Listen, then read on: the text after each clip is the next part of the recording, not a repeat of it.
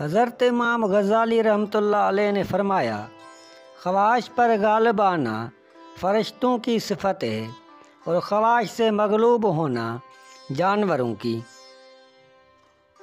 حضرت امام غزالی رحمۃ اللہ علیہ نے فرمایا، شہوت جتنی زیادہ ہوگی اتنا ہی زیادہ ثواب اس کی مخالفت کرنے والے کو ملے گا۔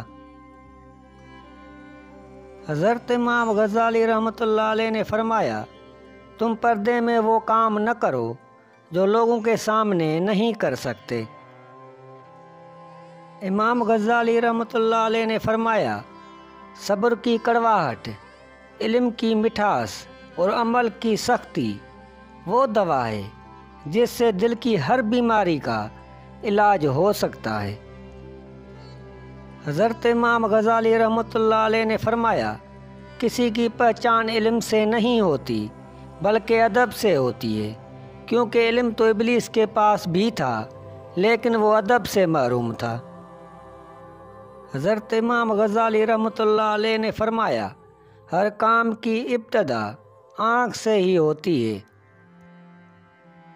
حضرت امام غزالی رحمۃ اللہ علیہ نے فرمایا، میرے رب کی محبت کا انداز بھی نرالا ہے، سب کچھ دے کر بھی کہتے ہیں ہے کوئی مانگنے والا۔ حضرت امام غزالی رحمۃ اللہ علیہ نے فرمایا، نماز میں دل کی حاضری کی تدبیر یہ ہے کہ الفاظ کے معنی پر خیال رکھا جائے۔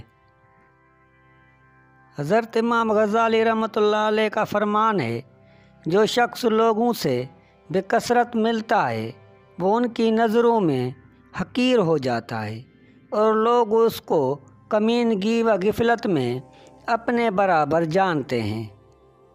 حضرت امام غزالی رحمۃ اللہ علیہ نے فرمایا، مخلوق سے ایسا معاملہ کرو جو ان سے تم اپنے حق میں پسند کرتے ہو۔